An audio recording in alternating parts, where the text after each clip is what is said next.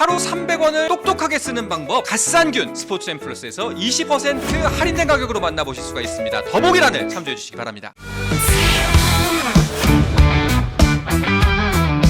오늘 먼저 가장 첫 번째 짚어드리고 싶은 이야기는 토트넘 이야기입니다. 유로파리그 우승 후에 과연 그 욕을 우리에게 많이 먹던 포스테코글루 감독이 어떻게 향후 거취를 할 것인가 했는데 전격 경질이 됐습니다. 네, 경질된 지가 이제 6일 됐어요. 네. 결국에는 자르기로 결정을 했고요. 포스텍 감독이 자르기 싫어가지고 많이 이제 대외적으로 이미 그런 발언들을 했죠. 원래 좋은 드라마는 시즌 2보다 3가 재밌습니다라고 그러니까 사람들이 와 하고 뭐 그런 거 했는데 아니던데. 그죠? 시즌 3에서 망하는 거 많은데 네. 그러니까 프리즌 브레이크 시즌 3가 망했던 그렇죠. 거가 기억나는데. 예. 그런 뭐 사실 막 남고 싶어요라는 말을 이렇게 저렇게 돌려서 한 건데 네. 통하지 않았습니다. 근데 뭐 우리 방송에서 많이 얘기했지만 현명한 선택이었다고 생각해요. 예. 그 우승 하나 했다고 남기면 에릭 테나흐, 디마테오 네. 뭐 이런 꼴이 나기 때문에 결국 다음 시즌 중경질 엔딩이라서 그렇죠. 지금 가는 게 낫습니다. 그렇습니다. 자, 이렇게 해서 포스테코글루 감독이 전격 경질이 됐고, 그리고 바로 기사가 떴습니다. 이제 물망에 오른 감독들이 이름이 나왔는데 그 중에 가장 강력한 이름의 감독이 바로 토마스 프랑크 감독이 물망에 오르고 있다. 그리고 물밑에서 이미 협상이 진행 중이다라는 기사가 떴고, 바로 오늘이죠. 토마스 프랑크 감독이 앞으로 2028년까지 토트넘의 새 사령탑으로 선임이 됐다라는 공식 오피셜이 떴습니다. 네, 뭐 소위 사단, 브랜퍼드에서 함께 해왔던 코치 3명을 동행시켰고요. 그리고 이제 메뉴에서 코치 1명을 빼왔어요. 그래가지고 이제 자신의 사단까지 구축을 하면서 이제 토트넘에서 3년 계약을 하고 이 팀을 이끌 준비를 마쳤습니다. 그렇습니다. 자, 그래서 오늘은 이 토트넘의 새 사령탑을 맡은 토마스 프랑크 감독이 어떤 인물인지 이 사람에 대해서 집중 탐구를 먼저 해보도록 하겠습니다. 자, 토마스 프랑크 감독, 브렌트포드의 감독이라는 거 빼고는 잘 모르겠는데요. 네. 좀 한번 김정윤 기자가 좀 설명해 주시죠. 일단 덴마크 사람이고요. 덴마크. 예, 모국 리그에서 막 엄청 명문 구단을 맡아가지고 쭉쭉 우승했으면 네. 사실 트로피는 많지만 그 팀이 그냥 우승권 전력이라서 실력만큼만 한 건지 구분이 안 되잖아요. 근데 조금 아래에 있던 팀을 끌어올리는 능력을 자국 리그부터 보여줬고요. 그 다음에 이제 브랜퍼드 코치로 왔다가 감독직을 맡게 됐는데 그게 2부에 있을 때입니다. 네. 그리고 이제 이 팀의 1부 승격 그리고 그 뒤로 안정적인 잔류를 이끌고 있고 뭐 16인가 한번 내려간 적이 있지만 보통은 12언저리 네. 이렇게 되게 안정적으로 잘 팀을 중위권까지 올려놓으면서 충분히 역량을 보여주고 있는 그런 훌륭한 감독이고 덴마크 사람이라 말씀드렸고 그래서 브랜퍼드에서는 뭐 덴마크 선수들이 굉장히 많이 갔었어요. 뭐 에릭센도 그랬고 근데 이제 토트넘에서는 그동안 굉장히 합이 잘 맞았던 브랜퍼드 구단주가 아닌 새로운 구단주와 합을 맞춰야 하는 상황이 됐습니다. 네. 브랜트포드는 그 매튜 베넘이라는 구단주가 되게 독특한 그쵸. 사람이죠. 뭐 뭐 한간에는 이제 도박사라고 알려져 있지만 정확하게는 배팅 통계를 하는 굉장히 수학적인 부분이 탁월한 사업가고요. 그걸 기반으로 해가지고 브랜트포드 그리고 이제 덴마크에도 미트윌란 우리 조규성 선수하고 이하범 선수가 뛰고 있는 그 팀들을 굉장히 독특한 방식으로 운영을 하면서 각 리그에서 상당히 경쟁력 있는 팀으로 만들어놨고 토마스 프랭크 감독도 그 매튜 베넘은 영국 사람이지만 또 주 사업 활동 영역은 덴마크에서 많이 했습니다. 미국 이런 데도 왔다 하면서 그러면서 이제 덴마크 쪽에 있는 지도자들을 적극적으로 끌고 왔죠. 근데 그렇게 설명하면 결국 그냥 지적인 도박사 아니야? 그러니까 똑똑한 도박사. 특이하다는 것 중에 하나가 예. 일단 브랜퍼드 같은 팀을 2부부터 잘 끌어올렸으면 일반적으로 누가 봐도 이제 선수 육성과 선수 스카우트를 잘했다 생각할 텐데 근데 여기서 이제 기존의 축구계 상식이랑 조금 다른 건 유소년 육성 부분은 약간 도외시하는 편이고요. 브렌트포드가. 네. 네.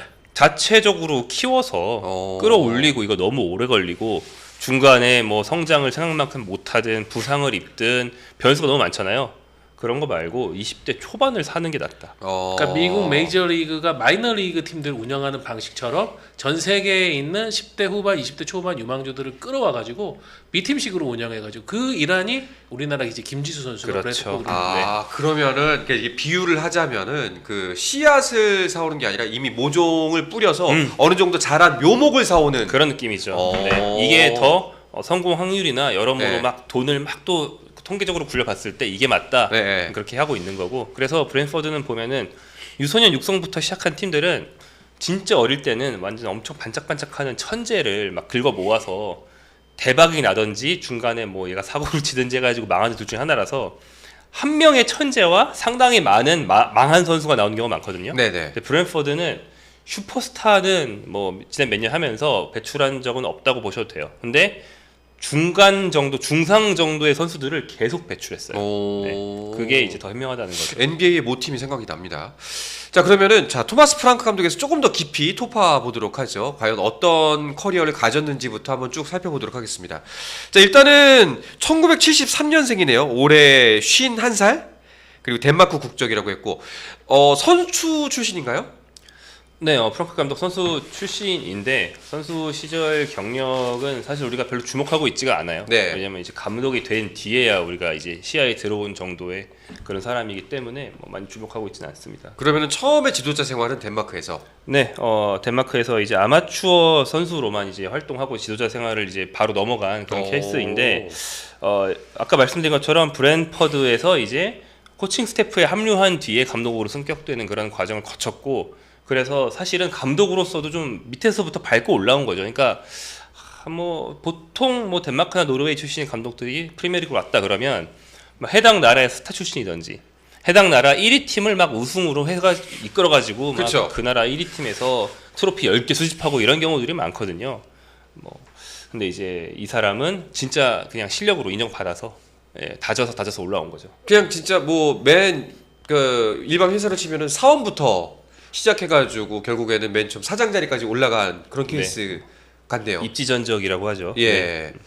자, 일단 브랜트퍼드에서 그렇게 좋은 성적을 남겼고 그리고 올해는 프리미어리그 순위가 10위? 네, 10위. 예. 근데 뭐 시즌 중반에 한때는 뭐 4강 경쟁도 가능하다라고 말할 때도 있었어요. 근데 이번 시즌 중상위권이 워낙 심하게 두텁다 보니까 결국에는 뭐 4강 진입이나 뭐 유럽 대항전 진출은 못했습니다만, 근데 그렇다고 해서 이제 브랜트퍼드의 예산과 이 팀이 어떻게 밟아온 팀인지를 알기 때문에 네. 뭐 너 왜 중반에 잘 나가다가 그 뒤로 조금 떨어졌어 이렇게 말하는 사람들은 뭐 아무도 없는 것 같고 10이면 이제 좋은 성적으로 인정받고 있죠. 자, 그럼 이제 궁금해지는 거는 이제 토트넘은 포스테코글로 감독 이후의 선택지가 왜 토마스 프랭크였나? 이제 이 질문이 좀 궁금해지잖아요. 사실 또 토마스 프랑크 말고도 우리가 모르는 물망에 올랐던 후보군들이 있었나요? 플럼의 그 감독 마르코 실바. 네, 마르코 실바. 근데 이번에 선임을 할 때 나왔던 이름들은 과거하고는 조금 달랐던 것 같아요. 과거에는 거의 보면은 일부 리그, 그러니까 소위 말하는 빅리그에서 트로피를 들어봤던 감독들의 이름들이 많이 나왔었는데 그때 이제 포스테코글루 감독 선임할 때 많이 까였었잖아요.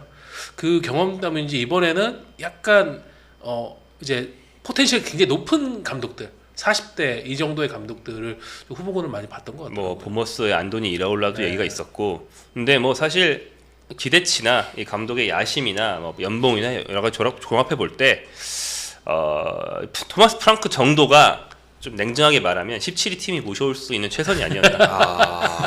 토트넘 너의 내 현실을 봐. 네. 이런. 내가 맡은 팀보다 7계단이나 아래에 있네. 연봉은 이만큼 더 퍼줬는데. 뭐 이러면서 막 고자세를 협상할 수 있는 거죠. 네. 그렇다면은 이제 현재 토트넘의 위치 그리고 뭐 끌러올 수 있는 자금력 여러모로 봤을 때 그렇죠. 맞는 카드가 토마스 프랑크였다. 그리고 사실 지난 2년간 토트넘이 스쿼드를 구축하는 과정도 보면은 지금 뭐 예를 들면은 저 센터백 그 우리 저 아르헨티나 대표팀 크리스티안 로메로. 로메로 같은 경우도 지금 떠나니 많이 그런 얘기가 있고 손흥민 선수도 약간 비슷한 사정이죠. 이 두 선수 정도가 떠나면 토트넘은 굉장히 젊고 유망한 선수들 위주로 구성된 팀이에요. 그럼 이 팀을 어떻게 성장시킬 것인가, 그 성장을 이끌 감독은 누구인가? 제가 볼 때는 이것에다가 컨셉을 맞추고 감독을 찾은 것 같습니다. 그렇죠. 뭐 브랜포드도 말씀드린 것처럼 영입해 온 선수들로 뭐 팀 짜고 육성하고 이런 팀이라고 했잖아요. 네네. 토트넘도 지금 그런 상황입니다. 유소년 팀의 대박은 아니더라도 스쿼드에 쓸만한 유소년 선수, 유소년 출신 선수가 많지 않거든요. 뭐 지난 시즌 다 우리가 쓰는 거 봤는데 뭐 잘 해봤자 스쿼드 플레이어 아니면 토트넘에 못 살아남은 선수들이 대부분이에요. 그렇기 때문에 사온 선수들로 새 팀을 짠다. 그리고 뭐 또 중요한 게 본인이 뭐 전술적인 요구가 있긴 있겠지만 기본적으로는 팀의 정체성에 맞는 영입을 팀이 해오면 받아서 쓴다. 알아서. 네, 뭐 이런 스타일이고 전술적인 특징은 뭐 제일 많이 얘기되는 게 유연성입니다. 유연성. 네, 지난 시즌에 프리미어리그 경기에서 쓴 포메이션이 대충 8개. 네.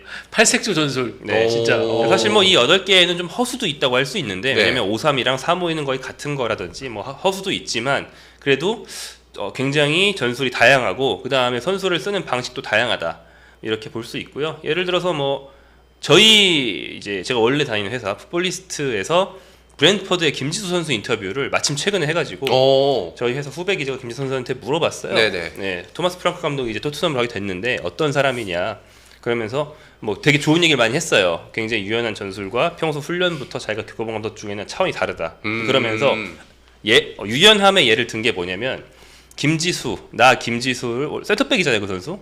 풀백으로 썼는데 풀백을 시킬 때부터 자기가 좀 당황했다. 네. 근데 그동안 훈련에서 내가 풀백을 볼 수 있다고 생각을 한 모양이더라. 근데 센터백 출신 선수를 풀백에 놨으면 약간 수비형 풀백이거나 기껏해야 뭐 측면 타고 오버래핑 정도 할 텐데 네. 자기한테 하프 스페이스로 들어가라고 그랬다는 거예요. 나한테 이런 요구를 하는 감독이 있을 줄은 꿈에도 몰랐다고. 근데 아무튼 너는 그거 소화할 수 있어. 그리고 우리 팀 전술에도 맞으니까 풀백이 뭐 소위 인버티드라고 그러죠. 하프 스페이스로 들어가고 그 다음에 윙어가 넓게 벌리는 거. 이게 많이들 하는 전술인데 김지수한테 인버티드 풀백을 시켰다는 거죠. 쉽게 말하면 쉽지 않은 일일 수도 있는데 토마스 프랑크 감독은 전술적으로 넌 소화할 수 있다 이렇게 보고 있고 미리 준비한 전술뿐 아니라 그날 즉흥으로 전술 변화를 줄 때도 많은데 선수들이 당황하지 않고 소화할 수 있을 정도로 선수들이 할 수 있는 것에 대한 파악이 잘 돼 있고 그렇다고 합니다. 아까 이제 그 프리미어리그 이번 시즌에만 전술 포메이션 8개 썼다고 했는데 갑자기 궁금해지는 건 포스테코글루 감독은 몇 개 썼어요? 한 3개 나오지 않을까요? 4-2-3-1 네. 하나인가? 아니다 더 있을 거예요. 네. 근데 뭐 현대 축구에서는 사실은 이제 포메이션은 경기 시작할 때 그리고 이제 수비 대형 갖출 때 이제 그때 이제 드러나는 존재하는 부분이고 사실은 이제 포메이션은 많이 파괴돼 있고 선수들이 각자 서 있는 위치에서의 포지셔닝에 따른 역할이라든가 그걸 소화할 수 있는 축구 지능이 얼마나 탁월한가가 현대 축구에 점점 중요해지고 있는데 저는 그렇게 생각해요. 토마스 프랭크 감독이 8개 전술을 쓴다는 건 사실상 하나의 고정된 전형이 없다라는 뜻으로 저는 받아들여지거든요. 대신에 이 팀의 방향성과 그 뭐라 그러죠? 모델이 있는 거죠. 네, 하나의 모델이 있는 거고 대형은 그 모델 안에서 움직인다면 어떤 대형이든 쓸 수 있다. 근데 김정용 기자 얘기를 들어보니까 그냥 지금 이 얘기만 들어서는 포스테코글루 감독의 정반대 대척적에 있는 스타일 같거든요. 그렇죠. 포스테코글루 감독이 비판을 계속 몇 년 동안 받아왔던 거는 무변화였어요. 네. 예. 그러니까 파이브에 나온 이후부터는 대량 득점 하든가 아니면 와장창 무너지든가. 메디슨의 유명한 장면 있죠. 벤치에 앉아가지고 허탈한 표정을 지으면서 always same plan 이런 입모양이 그대로 나오는 그 장면이 상당히 유명했었는데. 그래서 이 사람을 더 뽑았나라는 생각이 들기도 하고. 뭐 그런 면도 있을 수 있고요. 반면에 조금 걱정되는 거는 이렇게 물론 이제 프로 선수들이고 워낙 기량이 뛰어난 뭐 최정상급의 선수들이 모여 있는 집단이긴 하지만 이게 정반대의 성향의 감독이 왔을 때 혼란 같은 건 없을까요? 저는 그렇진 않다고 봅니다. 네. 그러니까 대표팀이면 그럴 수 있는데 프로팀이잖아요. 뭐 프리시즌부터 전지훈련 한 달 하고 들어가는데 한국에서도 전지훈련 하고요, 당연히. 네. 그러고 보니까 한국에 오겠네요. 네. 전지훈련 한국에서도 하고 뭐 어디서도 하고 현지에서도 하고 이렇게 하기 때문에 뭐 전술적으로 이제 선수들이랑 소통할 시간은 충분할 것이다. 그리고 전술적으로 호평을 받는다는 건 그 조금 복잡한 전술을 선수들한테 전달하고 몸에 습득시키는 게 빠르다는 거죠. 네. 그걸 못하면은 좋은 소리 못 듣죠. 네. 그렇다면 반대로 사실 이제 이 말씀만 들으면 좀 기대가 많이 됩니다. 진짜 좀 달라진 모습의 토트넘을 볼 수도 있겠다는 생각이 드는데 특히나 이제 챔스도 나가야 하기 때문에 실력이 강화돼야만 하거든요. 근데 우리가 모르는 이 토마스 프랑크 감독에 대한 안 좋은 이야기 단점으로 꼽히는 부분들은 뭐가 있을까요? 뭐 일단 상위권 경쟁을 한 적이 없다는 거겠죠. 예, 말씀드린 것처럼 상위권은 올라갈랑 말랑 살짝 맛을 본 정도 외에는 진짜로 올라가 본 적은 없고요. 네. 둘째로 토트넘이 뭐 제가 뭐 17인이 뭐니 하면서 안 좋은 팩트들을 얘기했지만 예산상으로는 분명히 브랜트퍼드보다 훨씬 많이 쓰는 팀이고 뭐 이를테면 아르헨티나에서 월드컵 우승을 한 챔피언이 로메로가 있는 팀이고 뭐 훨씬 더 선수들의 이고가 지금 비대해져 있고 뭐 그렇지 않겠습니까? 이런 팀을 장악해 본 적은 없다. 브랜퍼드는 잘 장악했다고 했지만 토트넘 선수들이 니 먹고 뭐 이러면은 좀 더 머리가 충돌이 생길 수 있죠. 예. 니 유로파 우승 해봤나? 그러니까. 이게 뭐 사실은 최근만 봐도 맨체스터 유나이티드도 후벤 아모림 뭐 포르투갈에서 얼마나 잘 나가는 젊은 지도자인데 이제 그 사람을 모셔왔잖아요. 근데 뭔가 이게 변화가 빠르게 일어나질 않잖아요. 그게 어떻게 보면은 이 감독이 외부에서 보여줬던 그런 능력과 포텐셜이 이 팀에 온다고 해서 무조건 터지란 부분은 없다는 거고. 네네. 그런 부분은 이제 토마스 프랭크 감독이 얼마나 증명을 해낼 것인가. 이게 뭐 이 감독도 여기서 레벨을 한 티어를 올릴 수 있는 그 도전의 중요한 과제가 되겠죠. 뭐 둘째는 이제 스카우트 빨이였나? 이런 건 검증 받아봐야겠죠. 네, 브랜퍼드가 스카우트 시스템이 좋다 했으니까 스카우트 빨이었나? 네, 뭐 이를테면 이미 이 팀을 떠나 있는 아이반 토니. 이번 시즌에 이 감독이 공격수들의 기량을 굉장히 만개를 많이 시켰어요. 윙어인 은베모 선수가 20골을 넘겼고 스트라이커 요앙 비사 선수가 19골. 네, 공격진들이 굉장히 골을 많이 넣었는데 이게 감독이 터트린 건지 아니면은 이제 팀이 스카우팅 시스템이 잘 사줘서 그냥 원래 잘하는 선수들이었는지는 네. 토트넘에서도 한 번 더 성공을 시켜봐야 내가 잘한 거다라고 당당하게 말할 수 있겠죠. 일단 토트넘 정리하면은 토트넘 같은 경우는 이제 변혁의 길에 들어섰고 프랑크 감독은 본인의 업그레이드, 커리어 업그레이드의 기로에 섰다라고 볼 수가 있을 것 같습니다. 그래도 일단은 여러모로 좀 기대가 되는 부분이 분명히 있는 건 사실인 것 같습니다. 뭐 네. 새로운 감독이 온다는 사실 자체가. 그렇다면 그 뒤에 이어질 우리의 궁금증은 첫 번째는 일단은 과연 손흥민 선수와 프랑크 감독은 어떻게 될 것인가 이 질문이잖아요. 일단 나가느냐 남느냐는 우리가 지금 짐작할 수 없는 단계인 것 같긴 하고요. 뭐 근데 만약에 나간다면 손흥민 선수가 원해서 나가야지 제 생각에는요. 뭐 감독이 내칠 일은 없다고 생각합니다. 새 팀에 부임했는데 나이는 뭐 30대 초반에 중반으로 넘어가는 나이긴 하지만 무조건 이 팀에서 제일 클래스가 높은 선수인데 그런 선수한테 일단 나가 이러고 시작할 감독은 없는 것 같거든요. 뭐 솔직히 써다가 벤치 앉힌 한이 있어도 일단 가지고 가죠. 그래서 뭐 그럴 일 없는 것 같고 저희가 유로파리그 우승하고 나서 모든 서사의 시작부터 끝까지가 다 손흥민인 걸 우리가 다 봤잖아요. 그만큼 토트넘에서 그러니까 경기 안에서의 퍼포먼스 여부를 떠나가지고 팬들도 그렇고 미디어도 그렇고 이게 대중들이 다 인식하는 지금 토트넘에서 역시 그래도 가장 크고 중요한 선수는 손흥민이다라는 것에 대해서 누구도 이견을 갖지 않는다고 생각을 하는데 이거를 끊고 가겠다라고 한다면 그 감독은 진짜 배포가 커야 되고요.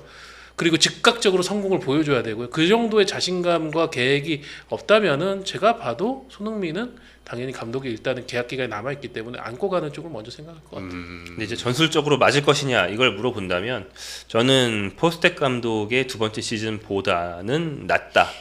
더 좋다 생각합니다. 그러니까 기본적으로 운동 능력을 무조건 요구하는 게 아니고 뭐 좀 유연한 전술을 쓸 수 있는 감독이어야 이제 20대가 아닌 30대 중반으로 넘어가는 손흥민 선수랑 장단점을 잘 파악해서 네. 장점만 살려 쓸 수 있지 않을까 기대는 할 수 있겠습니다. 네. 댓글에서 지금 바르셀로나님이 프랭크는 무빙밖에 몰라요라고 일단 말씀하셨는데 이 부분은 좀 어떻게 이야기를 할 수 있을까요? 저게 토마스 프랭크 감독이 진짜로 선수 무빙밖에 모른다는 건지 제가 모르는 밈인지 지금 그거 저 드라마 얘기인가요? 류승범 씨 아니에요? 아 그래요? 류승범 씨가 프랭크 아니었나? 무빙에서? 그 그 뭐 얘기구나. 돈가스가 어쩌고 했던 맞네. 그, 거기서 프랭크지 F. 점심 먹고 와요. 이거는 다른 분이고. 프랑크는 소세지밖에 몰라요. 그건 백현진이고. 네. 알겠습니다. 그러면은 아마도 말씀대로라면은 손흥민 선수를 품고 가고 설사 안 맞아서 안 쓰는 경우가 있어도 일단 당장 손흥민 선수가 어디 가는 감독의 의중에 따라서 어디 가는 일은 없을 것 같다. 손흥민 선수가 같습니다. 본인이 떠난다면 떠난다는 거지. 네, 네. 예. 요렇게 그러니까 우리가 예측해 볼 수 있는 건 그 정도인 것 같고. 그럼 두 번째 궁금증. 양민혁 어떻게 될 것인가? 저는 뭐 프랑크 감독이랑의 궁합은 뭐 진짜 완전 무지수인데 팀 상황을 볼 때는 임대를 보낼 확률이 높다고 봅니다. 그 중요한 이유 중에 하나는 이제 양민혁 선수가 마음에 들면 당연히 남겨서 그 A 스쿼드에 쓸 수 있지만 양민혁 선수가 B 스쿼드에 못 들어가요. 그러니까 무슨 말이냐면 홈그로운이나 이제 웨파 챔피언스 리그에서 홈그로운 선수가 부족할 때 쓸 수 있는 유망주 추가 등록이 무제한인 그 유망주 리스트가 B 리스트인데 양민혁 선수가 나이는 어림에도 불구하고 토트넘에서 자체적으로 3년 육성한 선수라는 기준을 충족하지 못하기 때문에 B 리스트에 못 들어갑니다. 그래서 똑같은 유망주라면 B 리스트를 쓸 수 있는 유망주를 남겨놓는 게 이득이라서요. 실력이 비슷한 유망주가 있는데 A 선수는 토트넘에서 3년 이상 있었고 양민혁은 아니다. 그럼 양민혁을 임대 보내고 이 선수를 남기는 게 스쿼드 유연성이 높아요. 그래서 임대를 갈 것 같다. 현실적으로 이유는 이겁니다. 근데 다시 말씀드리지만 이 이유 다 떠나서 양민혁이 현재 기량이나 뭐 너무 잘한다. 활용도 보고요. 그냥 A 리스트에 넣겠다 이러면 넣는 거죠. 뭐 제가 볼 때는 그래도 토트넘이 비즈니스적으로 상당히 빠삭한 구단이기 때문에 7월 말에 한국으로 올 때 손흥민, 양민혁을 과연 안 데리고 올까? 당연히 데려와야죠. 저는 데리고 올 거라고 네. 보고 특히나 유로파리그 우승 트로피를 들고 위풍당당하게 들어오는 손흥민의 모습이 그 아마 하이라이트가 됐기 때문에 그 투어에서는 일단 그때 왔다가 이제 8월 정도 돼가지고 뭐 임대가 결정이 되지 않을까. 근데 이제 그 프리시즌이 이제 시작돼가지고 7월에 시작돼가지고 하는 그 기간 동안에 뭐 양민혁 선수가 팀 훈련이나 연습 경기에 자체 연습 경기에서 미친 듯이 날아다니면 그럼요. 뭐 감독이 눈이 확 또 바뀌겠죠. 네, 뭐 손흥민 선수가 지금의 손흥민이 된 그 바탕에는 프리 날두가 있었습니다. 네. 많은 분들이 이제 기억하시기엔 너무 옛날 일이지만 프리 시즌 호날두 손흥민이라고 프리 시즌에 날아다니다가 근데 시즌 시작할 때쯤에 크게 다쳤다가 네. 이제 시즌 도중에 돌아와서 공식 경기 데뷔골을 넣었던 뭐 그런 것도 있기 때문에 양민혁 선수가 프리 날두 모습을 보여주면 무조건 가는 거죠. 네. CWP님이 양민혁 임대 가면은 향후에 어렵지 않을까요? 이런 말씀도 해주셨네요. 뭐 임대를 가나 안 가나 실력이 있으면 네. 향후 잘 되는 거고 계약이 실력이 부족하면 안 되는 거고. 계약이 엄청 길고요. 일단, 네, 일단 지금 6개월 겨우 임대 다녀왔고 제가 여러 번 말씀드리는데 팀에 따라서는 임대를 두세 번 보내면은 어차피 그 선수는 이 팀에 적응을 못하는 팀들도 있거든요. 네. 근데 토트넘은 역대 이 팀의 유망주 중에 가장 성공한 해리 케인이 케인, 맞아요. 임대를 한 3번이나 갔다 왔기 엄청 때문에 돌아다녔습니다. 이 팀은 그런 걸 안 따집니다. 일단은 뭐 좀 더 지켜봐야. 그리고 이러나 저러니 해도 어쨌거나 양민혁 선수가 그라운드에서 뛰는 게 무조건 도움이다. 현재로서는 그 말에는 저도 동의를 할 것 같습니다. 그리고 개골대 해체나해라님께서 프랑크 감독이 챔스 16강 가면 성공한 시즌인 걸까요? 이거는 좀 말하기 어렵네요. 리그 순위가 더 중요하다고 생각합니다. 네. 챔스는 16강 가면은 토트넘이 16강 갔는데 욕할 사람은 없을 것 같고요. 챔스 성적에서는 최소한 실패는 아니다. 근데 이제 리그에서 정말 어려운 일이지만 5위 안에 들어야 성공이죠. 탑6 안에서 비벼야죠. 탑6 안에 들어야 이제 프랑크 감독이 성공이다. 적어도 뭐 에스턴 빌라나 이런 팀들한테 밀려가지고 이렇게 막 순위가 막 10몇 위에서 강등권 바로 위에서 놀거나 그러면은 뭐 토마스 프랭크 감독도 내년 이 시즌쯤에는 아마 경질돼 있겠죠. 그렇게 되면은. 하루 300원을 똑똑하게 쓰는 방법 갓산균 스포츠 앰플러스에서 20% 할인된 가격으로 만나보실 수가 있습니다. 더보기란을 참조해 주시기 바랍니다. 스포츠 플러스 한정의 무